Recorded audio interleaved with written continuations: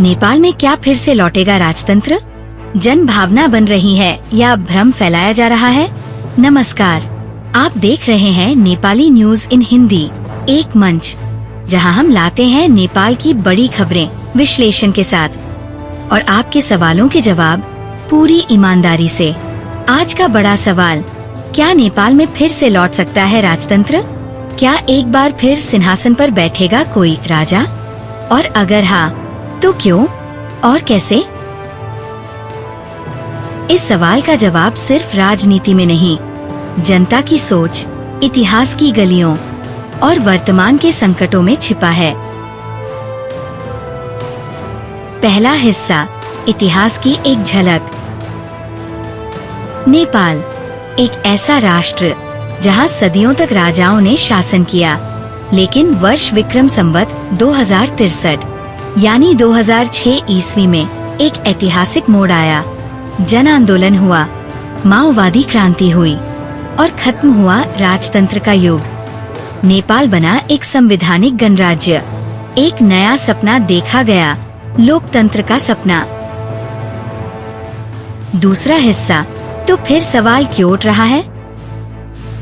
आज विक्रम संवत 2082 चल रहा है, लेकिन चर्चा फिर से वही, क्या लौटेगा राजा? क्या लोग गणराज्य से निराश हो चुके हैं? आइए समझते हैं वो 5 कारण जो राजतंत्र की वापसी को संभव नहीं बनने देते।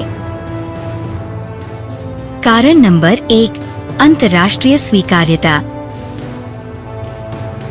राजतंत्र को आज दुनिया में तानाशाही की पहचान माना जाता है।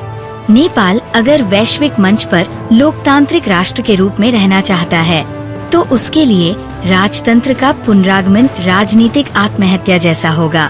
कारण नंबर 2, माओवादी आंदोलन की विरासत। माओवादी आंदोलन में 17,000 से अधिक लोग मारे गए थे। उनकी शहादत सिर्फ सत्ता परिवर्तन के लिए नहीं थी, वो बदलाव था मानसिकता का, व्यवस्था का। क्या आज का नेपाल उस बलिदान को भूल सकता है? कारण नंबर 3, राजा ज्ञानेंद्र की छवि। ज्ञानेंद्र शाह ने राजनीति को तोड़ने की कोशिश की।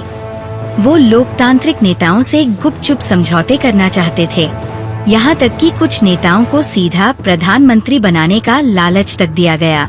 क्या ऐसा व्यक्ति जनता का राजा बन सकता है? इस मुद्दे पर लोगों में अलग अलग राय है। कुछ लोग राजा लाना चाहते हैं, जबकि अन्य लोग राजा लाने के पक्ष में नहीं हैं। इसी प्रकार कुछ लोग तर्क दे रहे हैं कि वर्तमान प्रणाली में सुधार किया जाना चाहिए। कारण नंबर 4, राज परिवार पर लगे आरोप। राजा बीरेंद्र और उनके परिवार की हत्या आज भी एक रहस्य बनी हुई है। इस विषय पर ज्ञानेंद्र शाह अब तक चुप है। क्या यह चुप्पी गुनाह से कम है? इस मुद्दे पर समय समय पर मीडिया में चर्चा होती रही है और फिर यह मुद्दा गायब हो गया। कुछ व्यक्तियों और दलों का कहना है कि महल हत्याकांड के पीछे ज्ञानेंद्र शाह ही अपराधी है। हालांकि महल नरसंहार के 21 साल बाद भी कहीं भी कोई जांच नहीं की गई है। राजनीतिक दल इस मुद्दे को तभी उठाते हैं जब वे सत्ता से बाहर होते हैं, और सत्ता में आने के बाद ये मुद्दा अपने आप गायब हो जाता है। कारण नंबर 5, पारस शाह की छवि। राजगद्दी के उत्तराधिकारी पारस शाह, जिनकी पहचान है हिंसा, नशा, विदेशों में विवाद और थाई प्रेमिका। पारस शाह एक ऐसे व्यक्ति हैं जो लगातार विभिन्न विवादों में उलझे रहते हैं। उनका नाम कभी कभी विभिन्न मशहूर हस्तियों से भी जोड़ा जाता है, जिनमें नशेड़ी से लेकर मशहूर हस्तियां तक शामिल है। क्या ऐसा चेहरा आज के युवाओं को नेतृत्व दे सकता है? लेकिन अब सवाल उल्टा, फिर चर्चा क्यों हो रही है? क्योंकि आज का नेपाल थक चुका है राजनीतिक अस्थिरता, भ्रष्टाचार, विदेशी हस्तक्षेप और नेताओं की खोखली बातों से।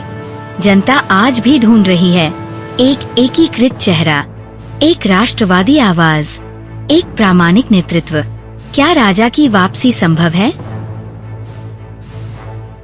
राजा आए तो कैसे आए? सिर्फ नारों से, सोशल मीडिया से, या फिर जनता के समर्थन और माफी के साथ? अगर ज्ञानेंद्र शाह सच में लौटना चाहते हैं तो उन्हें राजा बीरेंद्र के नरसंहार पर बोलना होगा, जनता से खुले मंच पर क्षमा याचना करनी होगी और संवैधानिक सीमाओं में रहकर ही कोई भूमिका तय करनी होगी। अंतिम पंक्तियाँ जनता ही तय करेगी।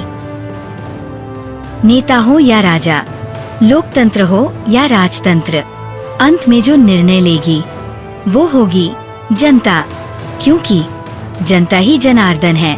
नेपाल की आत्मा है उसकी जनता और वही तय करेगी कि आने वाला कल कैसा होगा। दोस्तों, आपको आज की हमारी सामग्री कैसी लगी? अगर आपको ये पसंद आए तो लाइक, शेयर और कमेंट करना न भूलें। हम आपके लिए नेपाल से और भी चीजें लाएंगे। हमारे चैनल को सब्सक्राइब करना न भूलें। आज के लिए बस इतना ही। नमस्ते।